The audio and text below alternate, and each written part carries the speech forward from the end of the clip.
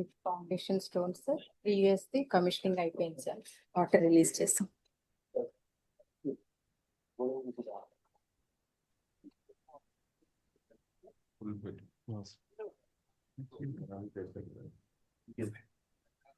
దానే కనిపిస్తుంది మన ముందు కెమెరా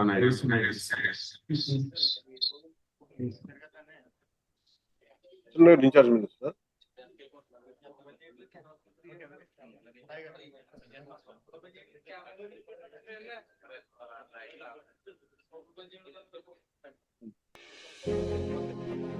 ఇలా ఉంది. ఇప్పుడు చెరువు నుంచి ఇందులో పట్టుకొచ్చి దీన్ని శుద్ధి చేస్తారా? ఏంటి మేడం అన్ని ఫిల్టర్లు అన్ని లేయర్స్ ఉన్నాయండి?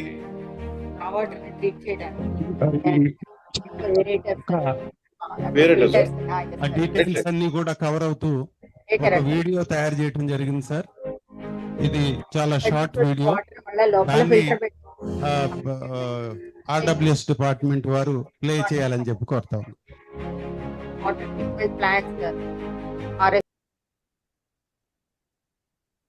అంతర్వేది ఈ అభివృద్ధి పనుల ప్రారంభోత్సవం శంకుస్థాపన కార్యక్రమానికి చేసిన గౌరవ జిల్లా ఇన్ఛార్జ్ మంత్రివర్యులు, గౌరవ వ్యవసాయ సహకార మరియు మార్కెటింగ్ పాడి అభివృద్ధి మరియు మత్స్యశాఖ మంత్రివర్యులు కింజార పచ్చెన్నాయుడు గారికి నా హృదయపూర్వక నమస్కారం. గౌరవ శాసనసభ్యులు రాజోల్ నియోజకవర్గం హరిప్రసాద్ గారికి, కలెక్టర్ జిల్లా మేజిస్ట్రేట్ డాక్టర్ మహేష్ కుమార్ గారికి, ఈ కార్యక్రమంలో పాల్గొన్న ప్రజలందరికీ, ప్రజాప్రతినిధులకి, అధికారులకు మరియు టీవీ మాధ్యమాల ద్వారా వీక్షిస్తున్న ప్రజలందరికీ నా హృదయపూర్వక నమస్కారం. ఒక ఏరియా అభివృద్ధి చెందాలన్నా అక్కడ చేపట్టాల్సింది కేవలం నిర్మాణాలు మాత్రమే కాదు, అక్కడ ప్రజల జీవితాల్లో ఒక మార్పు తీసుకురావాలి. ముఖ్యంగా మౌలిక వసతులు మెరుగుపరిచి వాళ్ళ జీవితాలకు ఒక అండ భరోసా ఇవ్వాలి. భవిష్యత్తుపై ఒక నమ్మకం కలిగించాలి. అంతర్వేది లాంటి పవిత్ర భూమిలో అభివృద్ధి ఆధ్యాత్మికతతో కలిసి నడవాలి. అదే మన సంకల్పం, ఎన్డీఏ సంకల్పం. ఈ ప్రాంత అభివృద్ధికి, రాజోల్ నియోజకవర్గ అభివృద్ధికి బలమైన సంకల్పంతో పనిచేస్తాం. ఈ అంతర్వేది లక్ష్మీ నరసింహస్వామి వారి ఆశీస్సులతో ఈ రోజున మీ అందరి కోసం వాళ్ళు అభివృద్ధి కార్యక్రమాన్ని ప్రారంభించడం ఆనందంగా ఉంది.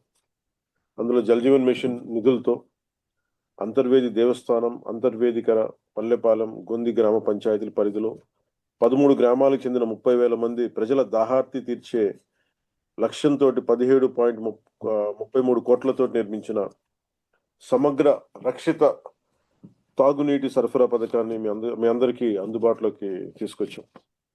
దీనికోసం 10 ఎకరాల విస్తీర్ణంలో చెరువును అభివృద్ధి చేసి దానికి అనుబంధంగా 3 మిలియన్ లీటర్ల నీటి శుద్ధి సామర్థ్యం కలిగిన rapid sound filter plant, water tank ని నిర్మించాం.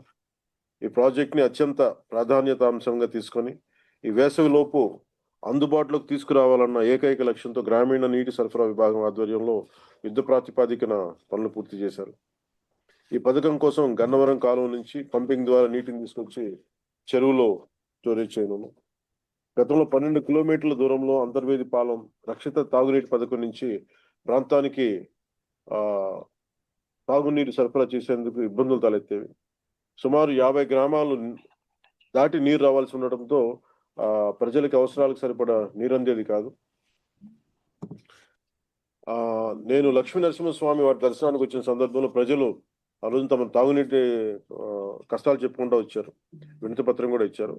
ఆ రోజు ప్రారంభించిన Antarvedi comprehensive protected water supply పథకం ద్వారా సమస్యకి ఈ రోజున శాశ్వత పరిష్కారం చూపాం. ఈ వేసవి నీటి కష్టాలు పూర్తిగా సమసిపోని ఉన్నాయి. తీర ప్రాంతం కావడం వల్ల ఈ ప్రాంతంలో భూగర్భ జలాలు గృహ అవసరాలకు వినియోగించుకునేందుకు కూడా పనికొచ్చే పరిస్థితిలో లేదు. అంతర్వేది సమగ్ర రక్షిత తాగునీటి పథకం ద్వారా పూర్తి స్థాయిలో ఈ తాగునీటి సరఫరా ఏర్పాటు చేశాం. దీంతో పాటు 5 కోట్ల ఓఎన్జీసీ సిఎస్ఆర్ నిధులతో గుడిమెల్లంక వద్ద ఏర్పాటు చేయడం జరిగింది.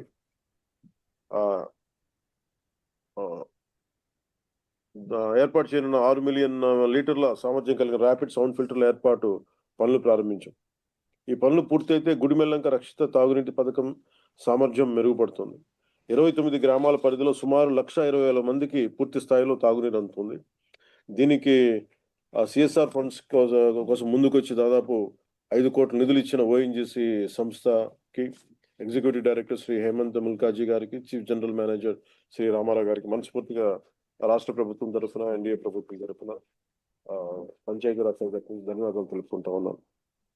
పల్లె పండుగ 2.0 కూడా ఇదే రాజోల్ నియోజకవర్గం నుంచి ప్రారంభించాం.